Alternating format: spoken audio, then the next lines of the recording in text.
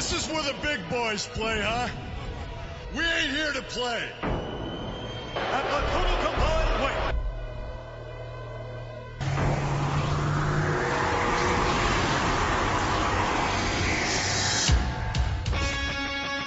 At the total combined weight of 589 pounds.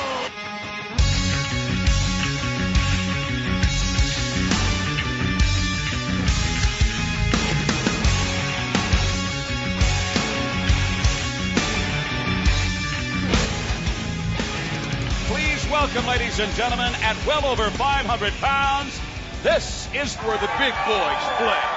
All right, welcome to the show, everybody. This is At a Combined Weight. I am your host, Charlie Dudley, joined as always by Robert McElroy. How you doing? I'm well, Charles. How about yourself? I'm all right. Today's episode is going to be focused on the Fall Brawl War Games out of Winston-Salem, by God, North Carolina, Horseman Flair Country.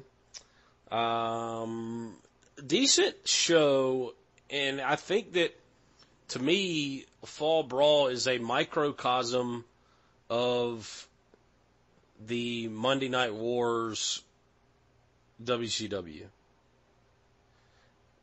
And here's why I say that, is you have a tremendous undercard that is largely unpushed and kind of ignored throughout the broadcast, even while it's going on. It's like, oh, here we have a Tope con Hilo, but can you believe we haven't found out the fourth man? Oh, I think he just killed him with a flying Rana out of a power bomb.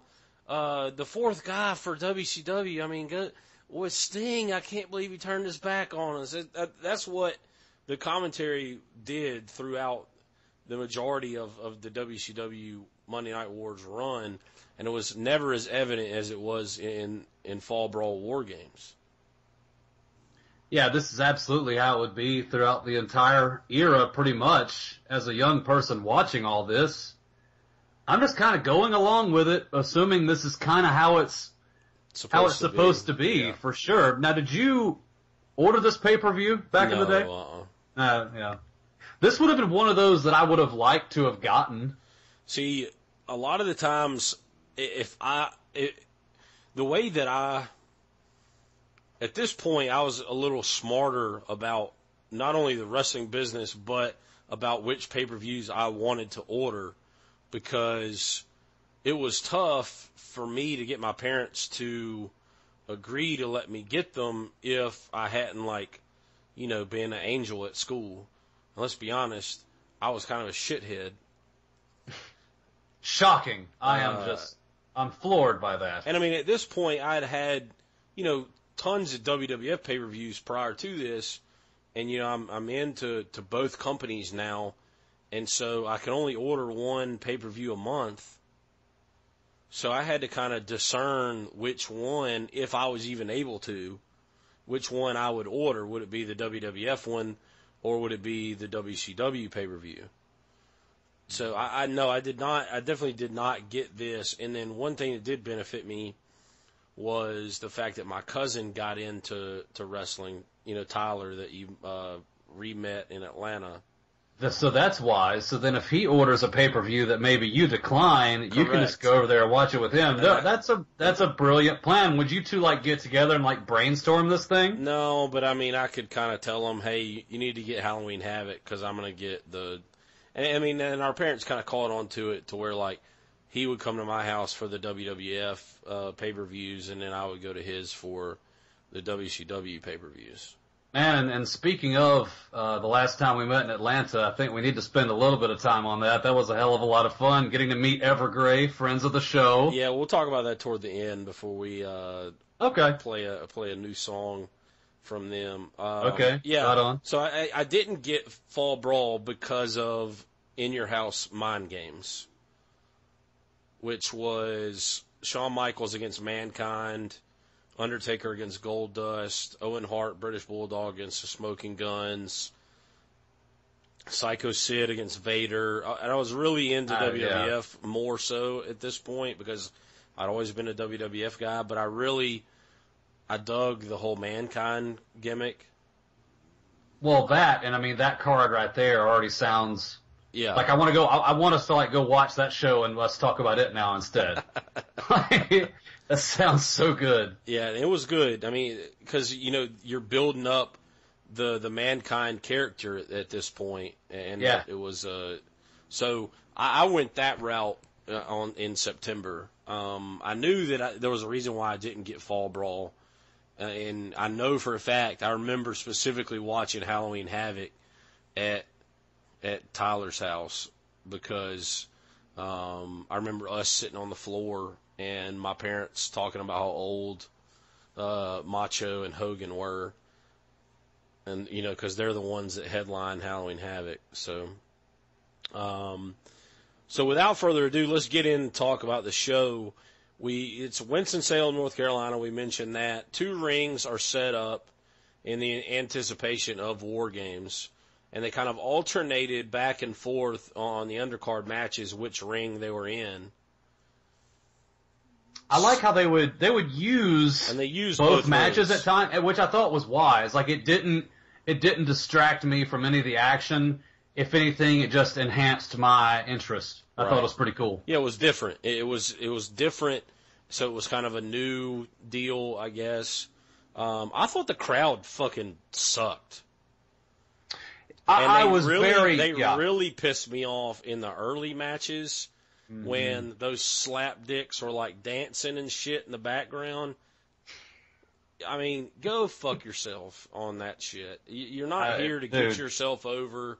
And I've raged on wrestling fans on countless other shows, maybe on Hot Tags, maybe when we were talking about our action figures or whatever. But I don't give a good goddamn about some slap that's dressed up like Ric Flair in the crowd. And at one point, the entire crowd is like focused on that one aisle. And somebody mentions, I'm pretty sure Heenan does. Well, yeah, because anytime the section of the audience, when they're focused toward another part of the audience, everyone's thinking that's NWO. Yeah, especially with this time period now. Yeah, with wrestling, you're thinking somebody's coming out of the crowd, there's an angle going on, or there's a fight. Because people will turn around and watch a fight, like, just random people fighting.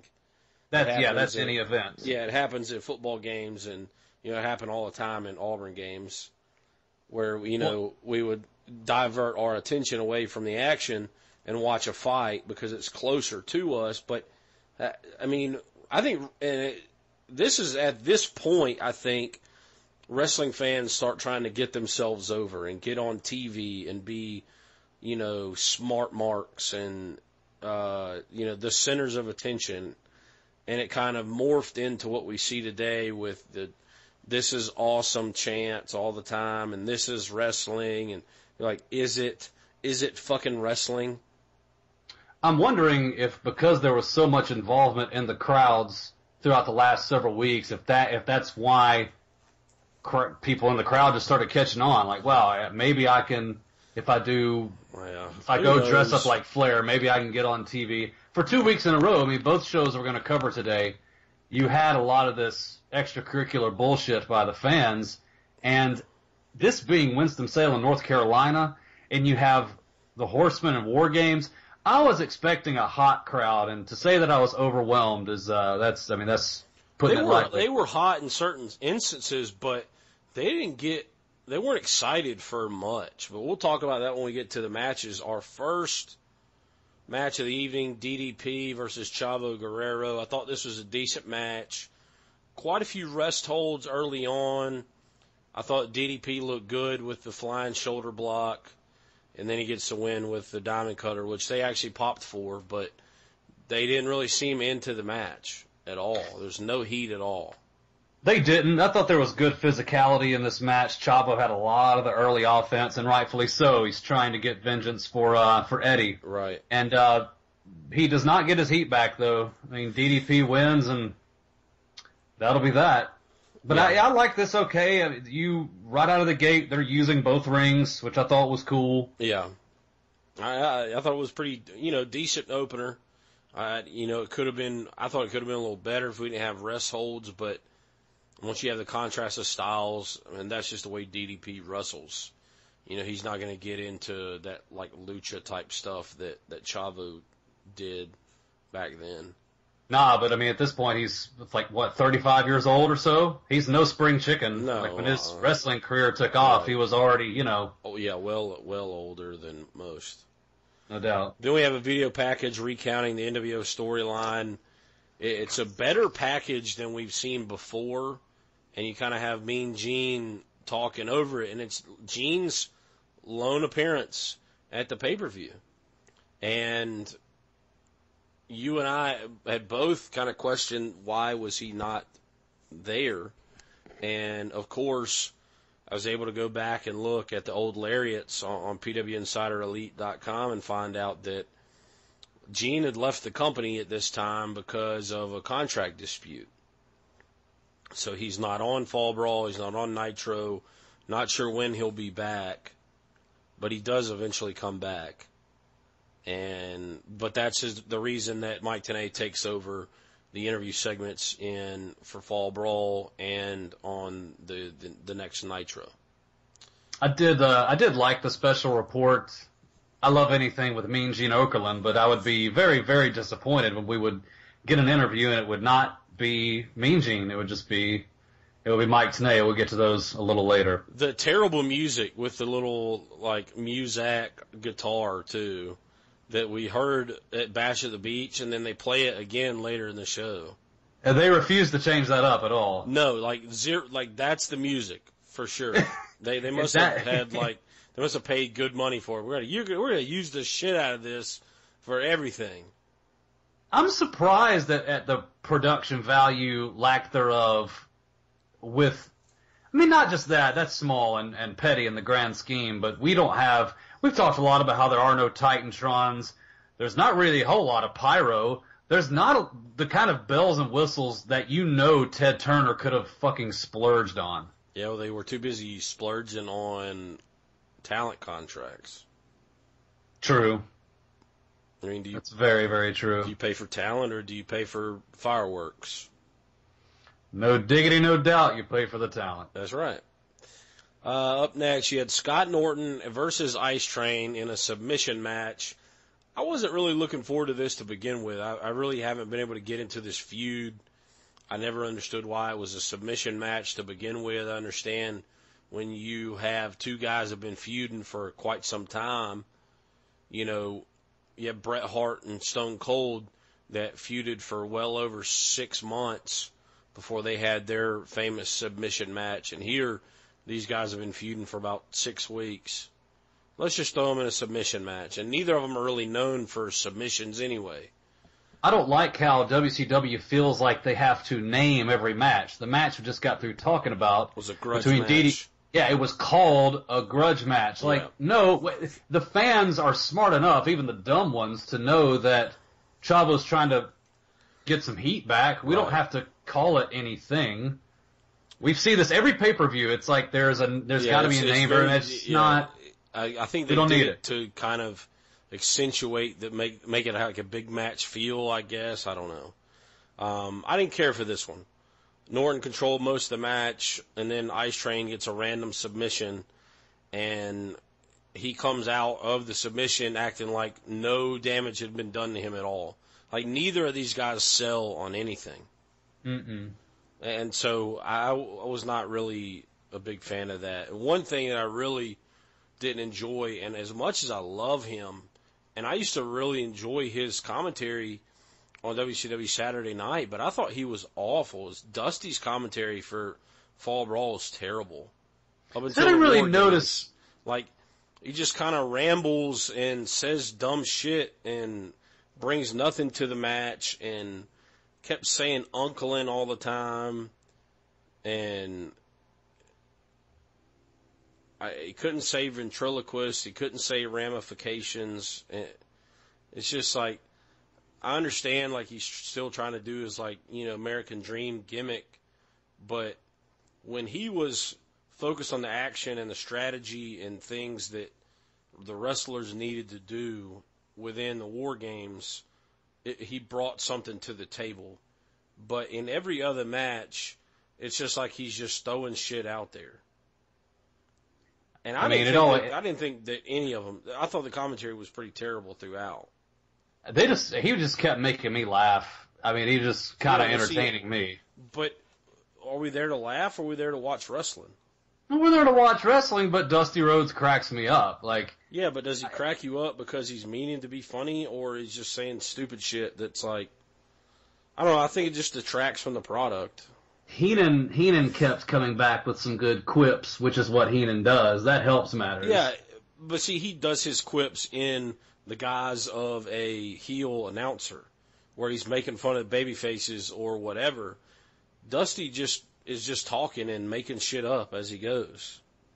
Oh, he's going to uncle him. He's going to say uncle. Make him say uncle. It's like, yeah, we get it. He wore that one out. It's a he fucking wore that submission one out. match. Jesus. No. Whatever. I obviously got you hot and bothered. I was just trying to enjoy the fucking pay-per-view. It bothered me. I like, and a commentary, it needs to be good. We do get another reference to Miss Guerrero's chili at the very end of the match, because Teddy Long had taken a bump and he's like holding his throat. At first I thought Heenan was talking about Ice Train, but then I had to rewind it because I wanted to hear the Miss Guerrero's chili line again, and he was talking about Teddy Long. He's all over Miss Guerrero's chili. I actually think Miss Guerrero probably would make some pretty good chili. She may. I would like to think so. She may. See if it comes up again. Up next, Conan and Juventud Guerrera for the Mexican heavyweight title. Pretty good match. Super, super heavy lucha match, though. And what I mean by lucha, for those of you who don't follow wrestling and aren't like heavy into our terminology here, is when you have a lucha match, a lot of these cruiserweight matches are very lucha inspired. You just have a very limited selling. They don't sell for anything. And there's shitloads of spots. And they have guys, if their timing's off, it basically just looks like I'm waiting on you to jump on me. Oh, that was not more evident than in that one spot where Juventud's getting ready to jump off the rail there, and it's a delay, and it's just so awkward looking. Now they recovered with a beautiful looking power-bomb, whatever that was. Yeah, that kind of, it saves it. But what made me think about it is that on the triple jump, on the triple springboard by Hoovy, he jumps from one ring to the next, and he does like 3 times. Conan's just sitting there fucking looking at him. Yeah. Like, oh, what is he doing? It makes it look so, like, and that's what I don't like about wrestling. Like, I enjoy my wrestling to be, like, realistic. And I guess it comes from, like, being a younger kid and people that didn't like wrestling. I can't believe you watch that fake shit. But if you watch it enough, it'll suck you in to where, you'll watch a good match where guys are selling. If you watch like a Malenko Guerrero or Malenko Benoit, where if Malenko's been working on Benoit's leg, Benoit's fucking limping the whole time. If it's a lucha match, I'm not gonna put the submission hold. If I fall off and it looks like I break my neck, I'm gonna just be flipping and flopping around the whole goddamn match. It's almost as if they do the opposite. You'll see spots where they'll just bust their leg or their head or their neck on the guardrail or something, and they'll just shake that shit off and go forward. Yeah, it just, to me, lucha is just such a soft style, and I like some lucha elements, and they did a good job explaining, or Mike Tenay did a good job of explaining the style contrast that Ray uses, because Ray does a lot of lucha stuff. But he mixes in some of that Japanese stuff so it doesn't look too terrible. And Ray got into that lucha shit a little bit more in his late WWE run, where like the 619, it's just a fucking convoluted bullshit move.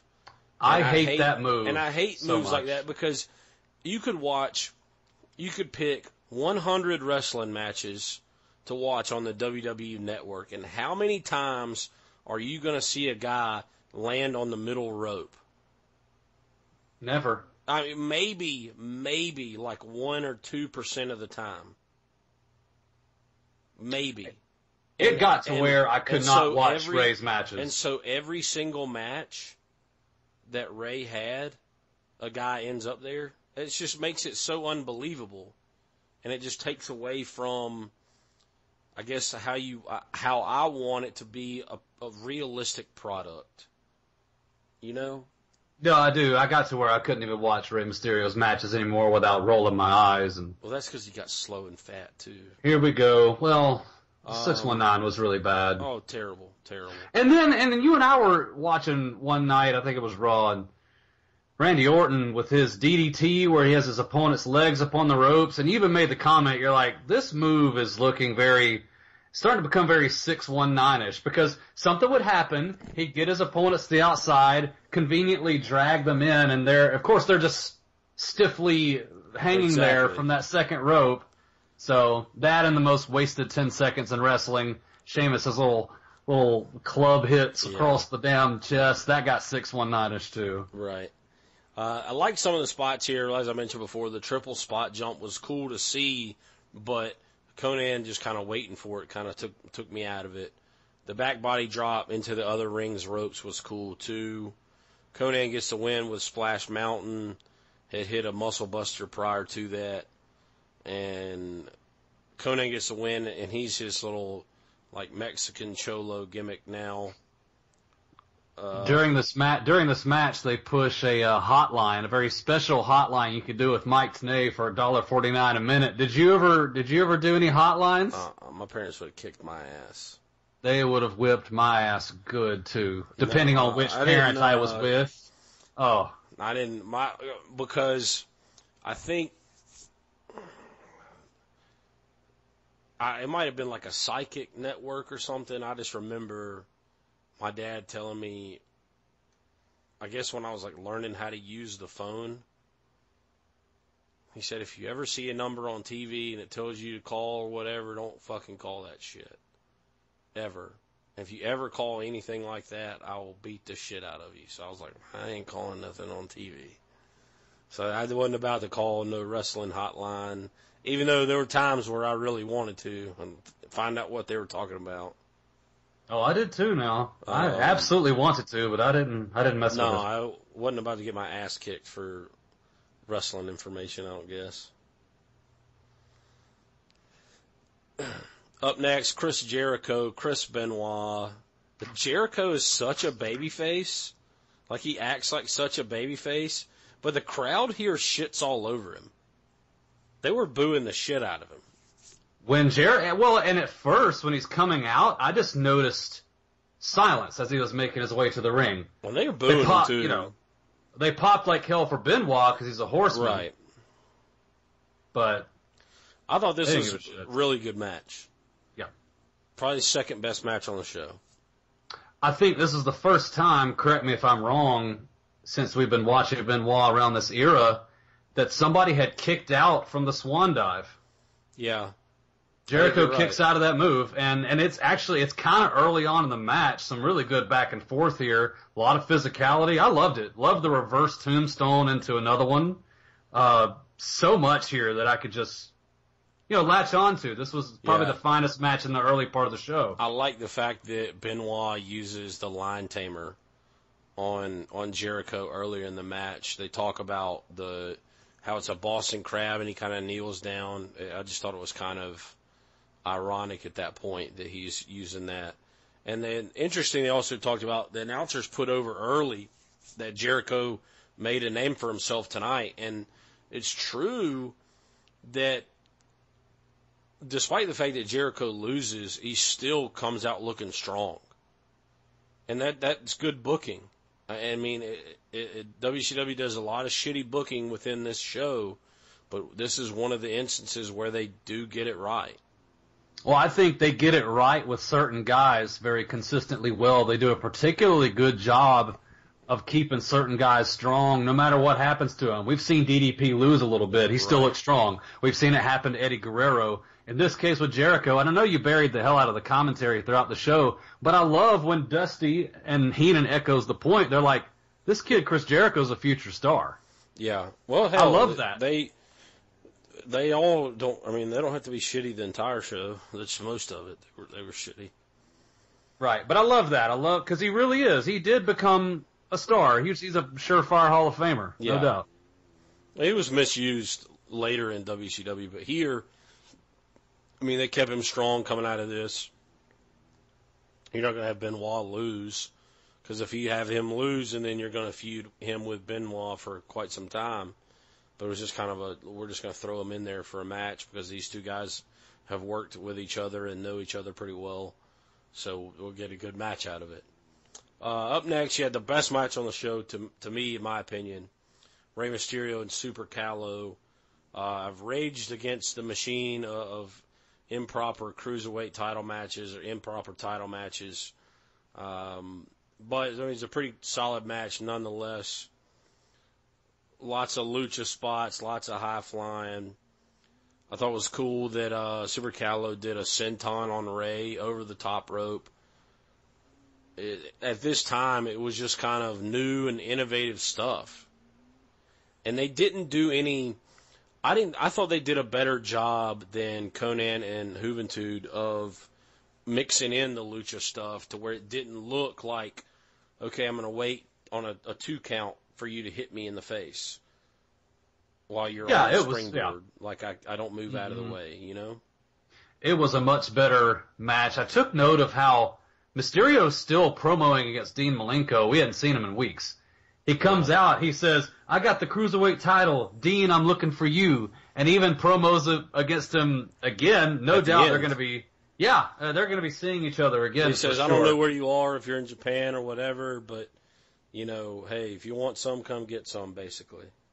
Fans weren't really into this one either. Did you notice that? Yeah, that's why, like, after this is when I went back on my notes and wrote that the crowd was fucking garbage.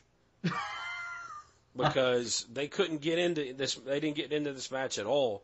And it wasn't like Ray didn't sell, because Ray got his ass kicked him for the most of the match.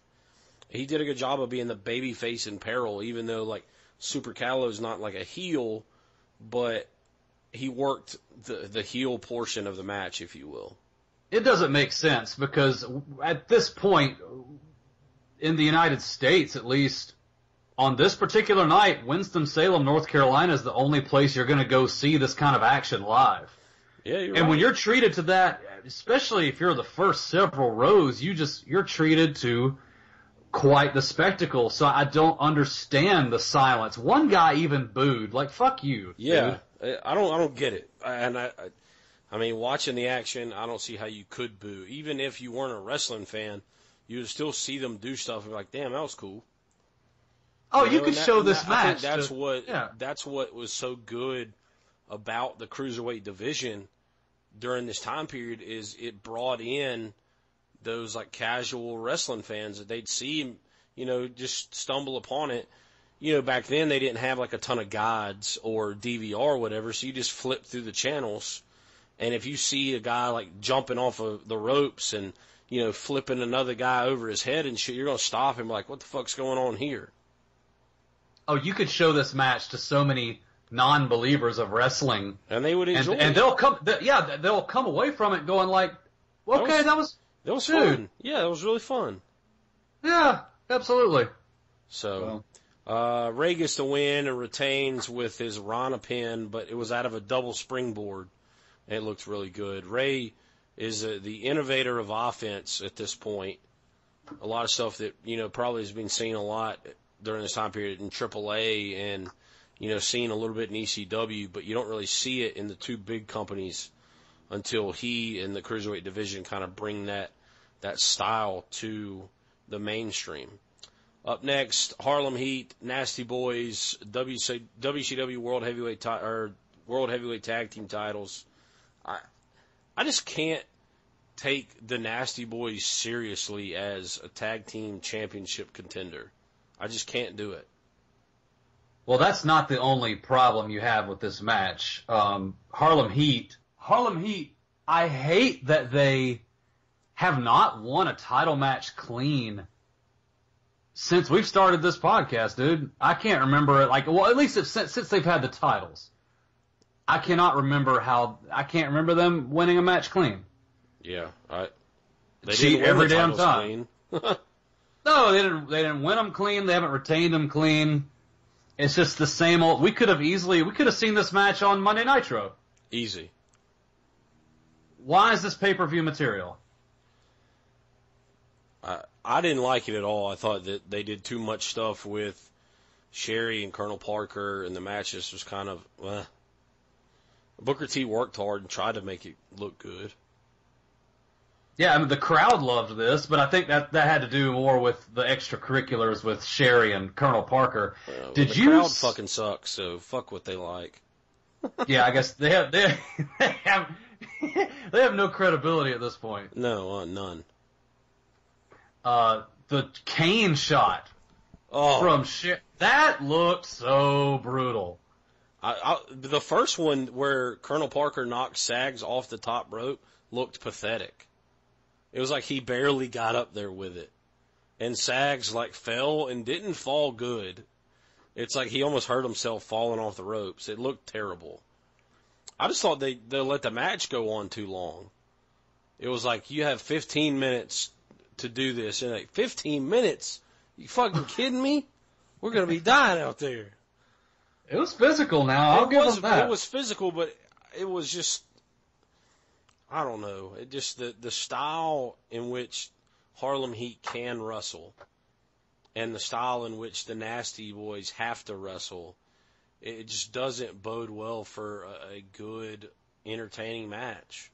I thought that once Super Callow and Rey Mysterio were done, and after Harlem Heat's sweet-ass entrance music was over, the pay-per-view went down the tubes. Like it was a slow decline down the shitter. Do you agree? I thought it was that bad. Well, let me just take a gander here. You have Harlem Heat, Nasty Boys, and then up next you got Macho Man, Giant, and then War okay. Games.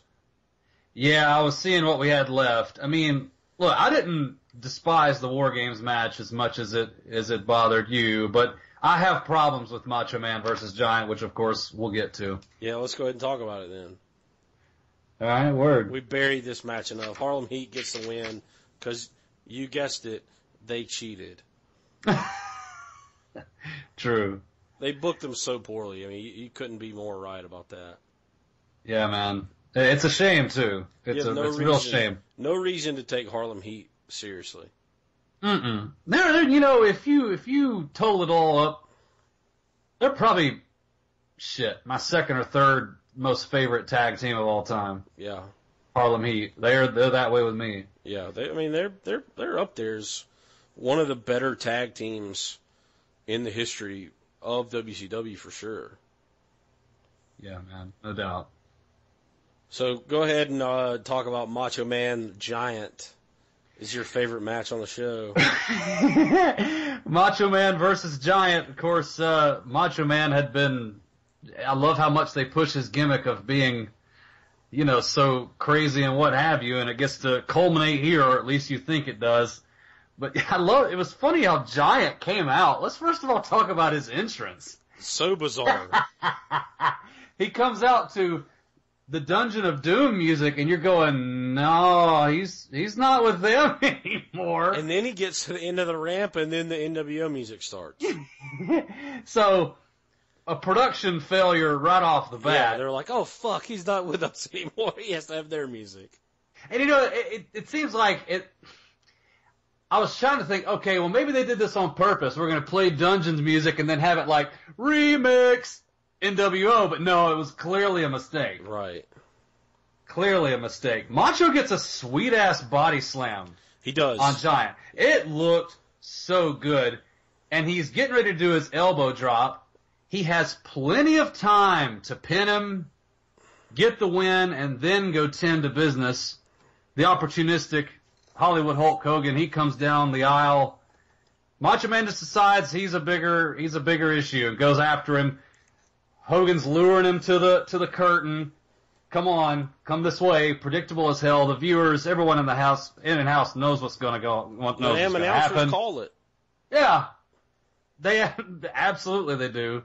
Hall comes out, Macho ducks, hits him, but then Kevin Nash has the chair and they have their way with Macho Man. And I mean, I guess it plays into how Macho Man is crazy and how he just sort of, his erratic behavior. And makes poor decisions because of that erratic behavior. You could kind of write, the finish is not what the problem to me, like him not pinning the Giant, I could understand because they've been billing Macho as crazy and he's been wanting to get his hands on Hogan. And if Hogan's that close, I could see him kind of sprinting after him. You know? Yeah, true. But Nick Patrick has his back turned. That whole thing was stupid. Yeah, it just perpetuates the idea that he's a potential problem in the company. Yet they're not doing anything about it. He's still refereeing like the biggest matches on the show. The biggest matches. Like, oh, this is NWO WCW.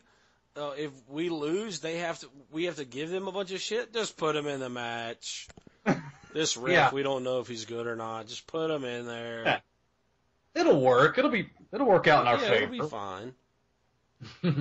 I didn't like how Nick Patrick was distracted. I thought that was stupid. That the Giant goes from being prone, laying down, and Nick Patrick doesn't see Macho walk all the way to the back, and then the Giant distracts him. I thought, I didn't perceive it as Nick Patrick not being able to see. I perceived it as he's pretending to have issues with Giant. I'm going to conveniently keep my back turned so the NWO does their thing. When Savage jumps out of the ring, the Giant's laying down because he had just hit him with his finisher. Right. He knows Hogan's going to come and I know, do he's his like thing. sitting there looking at him. So then the Giant has to get up and then get in his face. So the whole thing was convoluted, and that's the theme of these next two matches is just convoluted booking to me. And so they beat the shit out of the Macho Man. Giant gets the win after the NWO beats him down. And then we go to our main event of the evening. Of course, you have Michael Buffer coming out. And I didn't like, and I know this is definitely nitpicking, but I did not like how they didn't give Arn Anderson or Scott Hall entrance music.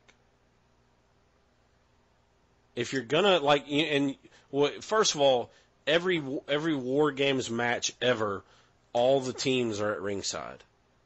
Like everybody comes out as a team and stands on opposite ends of the cage, so you can watch like who's next, and they jump in the ring. If you watch any War Games match ever, they all come out together, like Team 1 comes out and they go stand all the way on the corner.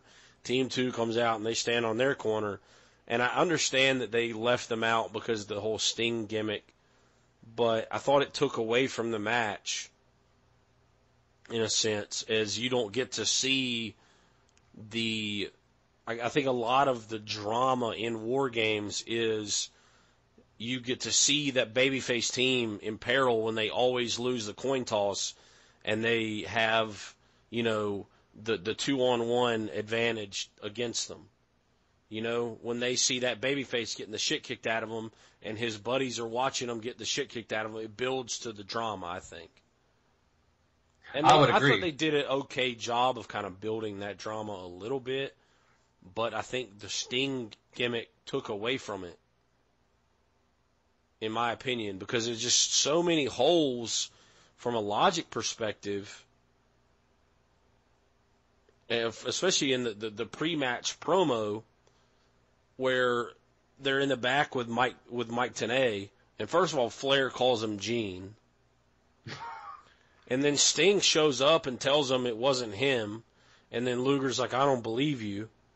And if they don't believe him, why not get another fucking partner then? You got Mongo that's not booked. I mean, I understand you're not going to get Benoit because he had a 15, 16-minute match with Jericho, but you got Mongo's big ass. Put him in there. It doesn't make sense from a logic standpoint. It just makes Flair and Arn, who are two of the most calculating individuals in the history of wrestling, look like fucking idiots. I didn't like the pre-match promo myself. If you have the guy standing before you that you think double-crossed you and the whole company, and it's the biggest, well, potential, quotation, biggest heel turn in the history of WCW, where's the sense of urgency, Luger? Yeah. Where is it at? Yeah, I thought they did a poor job of that. But do you not agree with the logic standpoint that, Flair and Arn have been, so mischievous and devious, and they're always thinking one step ahead of everybody? Why would they forego a fourth guy that they could count on for sure? Oh, I agree with that assessment 100%. I also agree that it would have been really cool to have both teams on the outside of the War Games cage there looking on, but the Sting angle... It would have killed it, yeah. It absolutely would have totally killed it. And I didn't like the Sting angle because it... Like I told you, I didn't buy that it was Sting because it looked like it wasn't him. And then when he comes out, like you can tell it's not him. And the commentary is just putting over the fact that it's him, but this dude has a receding hairline, way worse than Sting's. I just kind of, I don't know. At the this action point, early on, it was fine. Yeah, well, at this point, it's confirmed to the fans like me who missed the previous week. Because you just briefly see him, and it's dark, and it's raining, and it's chicanery, and it's bullshit. This time, those that are in the building watching from home on pay-per-view, they now know 100%. No matter who you are, any doubters there are none anymore. It's confirmed. It's not Sting. I will give WCW credit. I mean, yeah, he does have a bit more of a receding hairline. He is a little bigger. But they did a pretty good job with finding as close of a Sting-looking guy as they could. Yeah, you're right. I mean... Yeah, you're definitely You can tell his Stinger splashes, though, they were green. Yeah, He's definitely a green wrestler. They weren't very good. Again, I didn't like that they didn't give Arn and Hall entrance music, but I thought they started the match pretty well. I thought it started hot with those two guys, and I thought that Dusty did a good job with the commentary here, talking about the strategy of the War Games. And I mean, Dusty invented War Games, and he had been in several. He talked about the strategy of the first 5 minutes, and you wanted to wear that guy down if you were the babyface because it would take away their advantage. If you beat the shit out of that one guy, it's one-on-one while the other guy recuperates, and you only have to survive for 2 minutes. So it made sense from a strategical standpoint, and I thought it added something to the match. It was like, finally, you get your head out of your ass and stop saying unklin and fucking up words and saying belly welly and shit that rhymes, and you give us something we can use. Not only him during this match, but I thought Heenan was great during this match. Loved his sense of urgency because if you'll recall at the beginning of the show, they're talking about how if we win War Games, this could be it for NWO. They're done. Right. So Heenan's sense of urgency during this match, he's like, fuck it. Let's get the whole locker room out here. This is war. This is going to be War Games. Let's emphasize the first part of that word. Right. Get your asses out here. Just no holds barred. Do what you have to do to kill these bastards. Yeah, Arn and Hall start the match together. Then Nash comes out, and he and Hall bust down Arn Anderson. And Luger comes out, and he does a good job of that babyface explosion that you get from guys coming off of the side. I think it kind of takes away from the fact that they had to come down the aisle, instead of just opening the door and jumping in. But he did a good job of coming in with that babyface heat And the crowd was really hot for Luger, too. And They sure were. And he evens the sides at 2-2. And then Hogan comes out to give the NWO the 3-2 advantage. And the crowd stays hot a little bit when Arn and Luger team up against Hogan, but then they kind of go down a little bit and start chanting for Flair. And Flair comes out. I'm not going to lie to you, man. I had a little adrenaline. Some of the hair was standing up on my neck. I had goosebumps. I was so stoked. Now here we are in Winston-Salem, North Carolina, and here comes Flair, and he gets into the cage, he's in that other ring just calling guys out. He's Irish whipping off the ropes, dancing. I was marking out during this, not going to lie to you. But I would, because I mark out for most things Flair. Right. So. Flair brings in them brass knuckles and takes everybody out with him. And then we get the fake Sting comes out, and the crowd starts chanting, "We want Sting," when they figure out the fact that it's a bum Sting. And the announcers are selling the fact that it's still Sting. They're so like, "This is Sting. Look at him doing the Stinger splashes. This is unbelievable." And we're just like, no heat from the crowd. And they're chanting, "We want Sting." I mean, with Hogan and Giant, when they turned, the crowd was shitting all over them. They were like, "Fuck you," throwing stuff. And here they were just like, "Who is this guy? We want Sting. We want Sting." And then you get him. Sting comes out. Announcers go crazy about him telling the truth. Like, he was telling the truth. We were wrong. Blah, blah, blah. And then Sting comes in and just cleans house. And then he's like, "Is that good enough?" And he says, "Fuck you guys," and he leaves. Mm-hmm. NWO wins with fake Sting and his Scorpion Deathlock with Hogan telling him how much of a god he is while he's down there on the floor. They get that...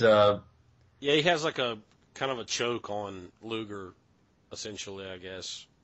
Yeah, but I can only assume he's talking shit to him as well. Oh, yeah, no doubt. Love the panic in Dusty's voice during this. NWO wins. They talked about how tonight could be it. Well, here we go. We're kind of back to the drawing board. Yeah. Did you see Nash get caught on the camera while getting into the second ring? No, I missed that completely. Yeah, he's trying to get his left foot over the rope as he comes into the ring where Luger's getting like choked out and Scorpion Deathlocked. And I guess as he's getting over, his left foot is caught, and you see him like still have his leg outstretched, and this camera guy's like furiously trying to pull the cord off of him. I missed that totally. I hate I missed that. Sounds funny. Yeah, it was amusing.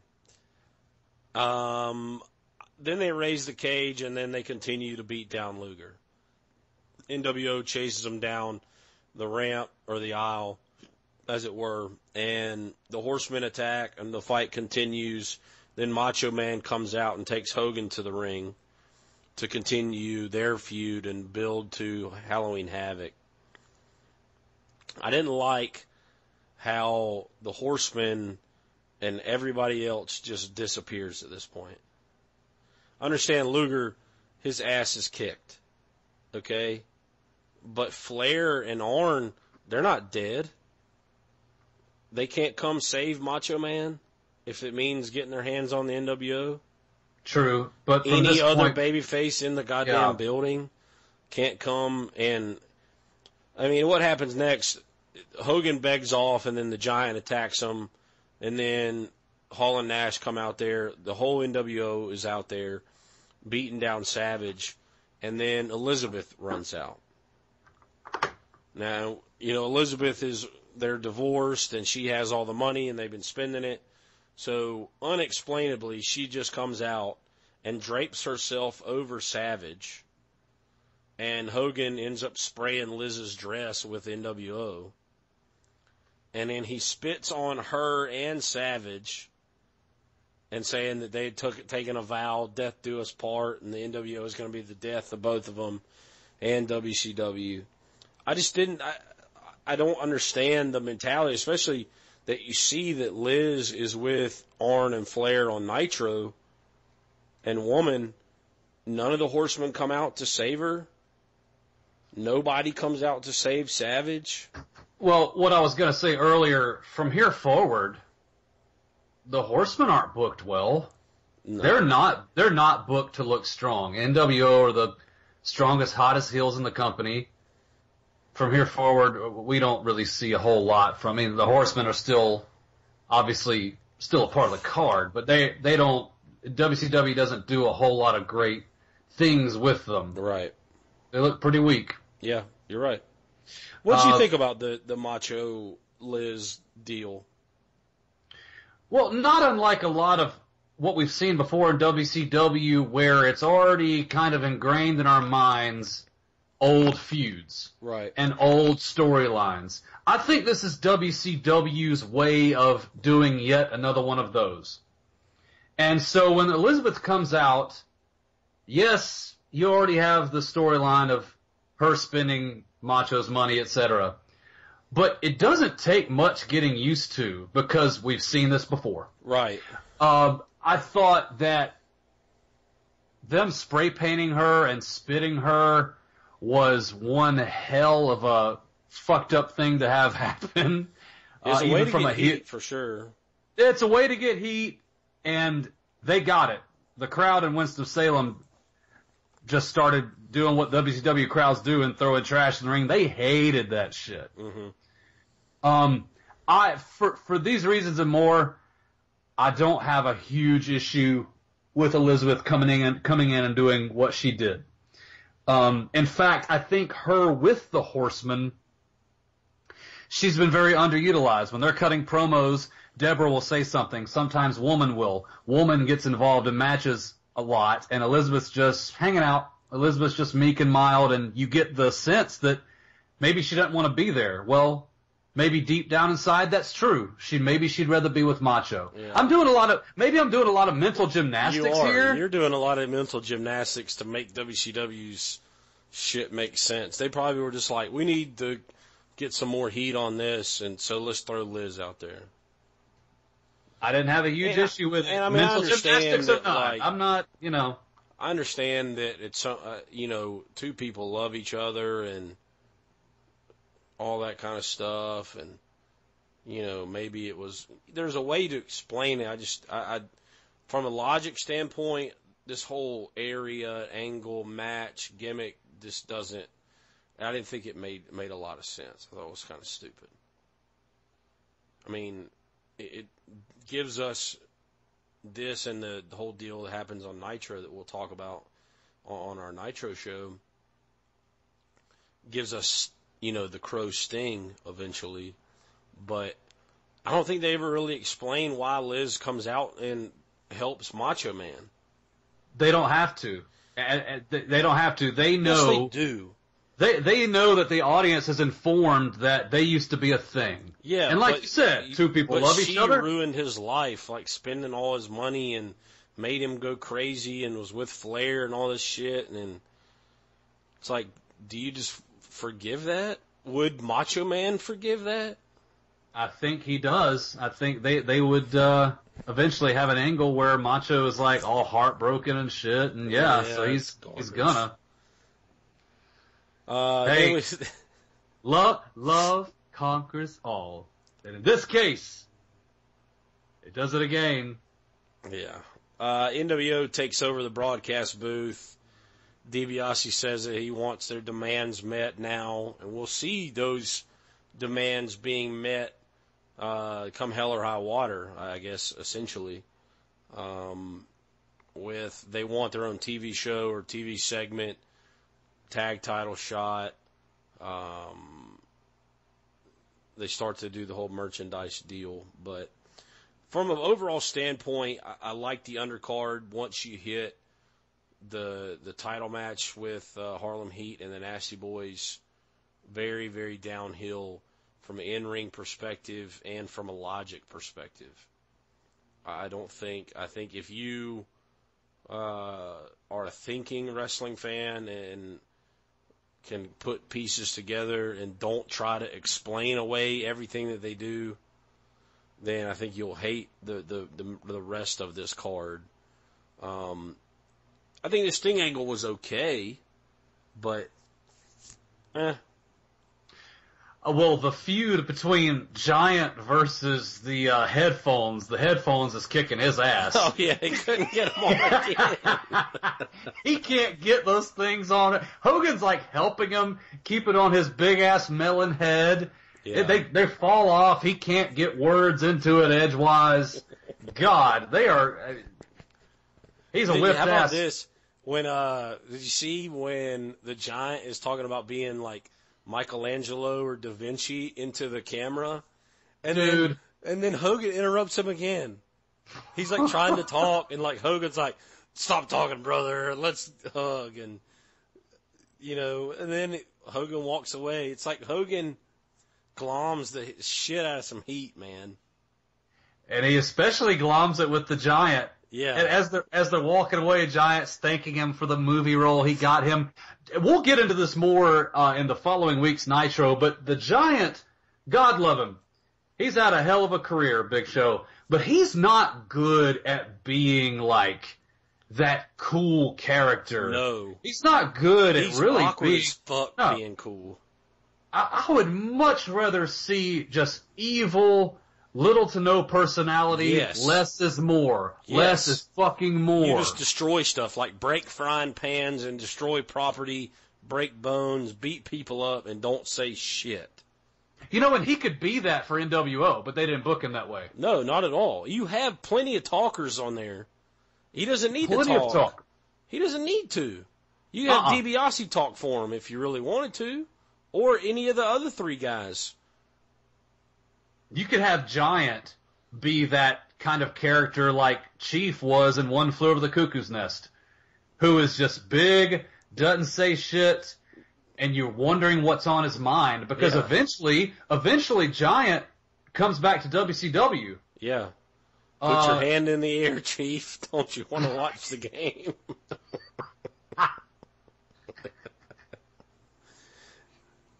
And just have the only thing Giant ever says is juicy fruit. He just wants good. I love this, one of my favorite films of all time. But anyway, All right. I'm not as pissed off about the show as you are. Yeah, closing thoughts for your Fall Brawl. Closing thoughts. I know a lot of what happens going forward, so I'm excited that I got to see it all kind of get set up. I give that show a B-, I suppose. I don't even want to hear what your fucking grade for it was. I could have, dude, this would have been one of those pay-per-views as a kid. I was underwhelmed with Sturgis.